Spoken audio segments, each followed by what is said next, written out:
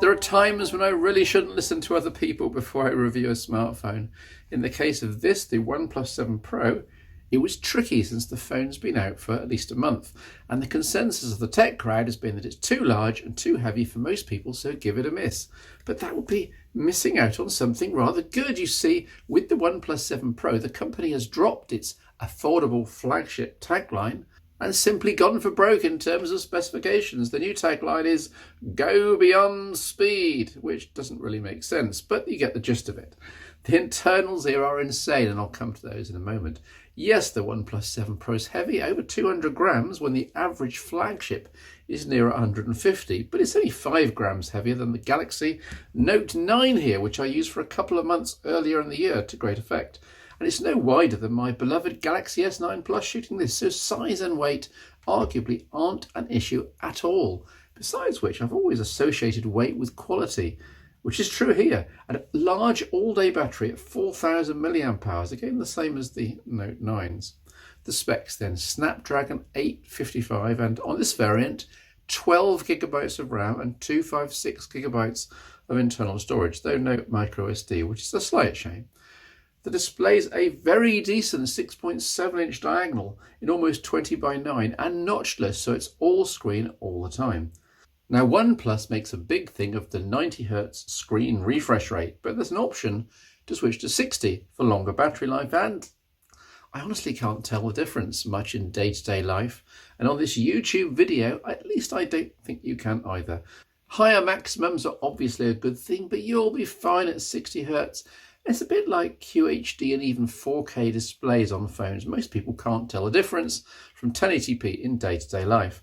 You have to really focus and squint in both cases to convince yourself that you can see a change. The front camera pops out from the top, as here, motorized, and if you try and push it down like a miniature DVD or Blu-ray drawer, then it goes in obediently, but you do get a cute warning not to do this again. You all know I love my phone speakers, and the OnePlus 7 Pros are excellent. The earpiece puts out more mid-range than most, meaning the stereo experience is mostly complete, with the bottom stroke right speaker pumping out some serious fidelity. Volumes there too, these are among the best I've heard, helped in part by enforced, i.e. always on, Dolby Atmos. But it's fine. It really is. No 3.5mm jack though, but even little old me has been transitioning to Bluetooth successfully in the last couple of years. And when I want to go wired, then my Type-C high-dis dongle gives me Quad DAC Pro 3.5mm output. Terrific. Design and build here are top-notch. Both front and back are curved, but the rear has a frosted finish which serves to look cool while also not showing up fingerprints. Take note, other manufacturers. Well done, OnePlus. Well done Plus also for including a decent in-screen fingerprint scanner. Whether this is all third or fourth generation doesn't really matter. The upshot is that recognition is both instant and foolproof. Even trying it in direct sunlight, I can't catch it out. The OnePlus 7 Pro is the point at which I give up complaining about in-screen scanners, I think, provided other models from now on, from everyone, match this standard. On the back is one of the OnePlus 7 Pro's highlights, the triple camera setup, which seems well optimized for real-world use. A fabulous wide-angle camera, complete with distortion correction, a 48 megapixel main sensor output into 12 megapixel or allowing 2 times lossless zoom, plus a 3 times telephoto, and the last two are with optical image stabilization, meaning that all scenarios are catered for. The UI allows simple toggling between the 3 cameras, or even just multi-touch gesture in and out as needed. It's all foolproof, though I did encounter a few UI bugs. For example, settings disappearing from the interface, and I can't get it back. Oh well. Monthly updates should see this corrected in due course. The photos themselves are very good indeed. You'll see in the examples here, maybe not quite up to those from the Huawei P30 Pro on occasion, maybe not up to the Google Pixels on others, but simply very good across the board. Whatever I threw at the OnePlus 7 Pro camera, the resulting photo was usable, including at night time. Although there's a night mode, you don't need it, since a mini night mode is effectively there in low lit conditions all the time, stacking multiple exposures for great results. Test video footage here on the OnePlus 7 Pro. In theory, gyro electronic image stabilization. which seems a tiny bit hit and miss, but it's should be okay here. Just every now and then it fails, as does the camera UI itself. So there are clearly some bugs. Let's just zoom in here. This is 3 times on the telephoto. And tapping the button to toggle back to 1. And you can just toggle backwards and forwards. In theory, all stabilised digitally.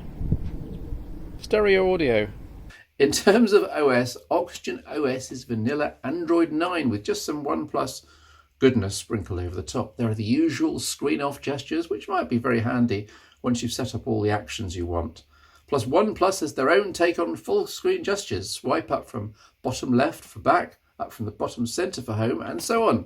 It works well, similar to what Samsung did with One UI. Though you also get the choice of the Android 9 pixel gesture system plus ye olde 3-button system. And when Android Q/10 arrives, maybe there will be 4 gesture system options here. Mind-boggling.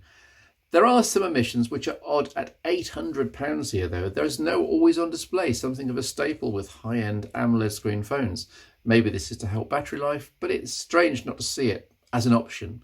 As it is, you have to pick the phone up to show time and notification icons. Or, optionally, just tap the screen, but it should be always on. Secondly, there's no Qi wireless charging, again a staple at this price range.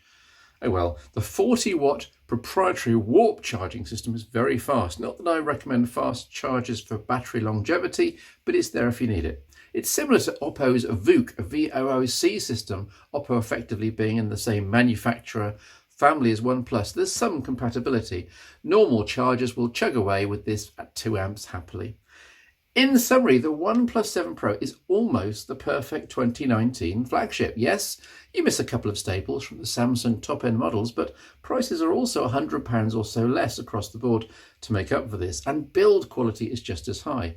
And you don't have to learn to live with or enjoy all the Samsung additions and applications. Enjoy the heft, OnePlus 7 Pro. I did.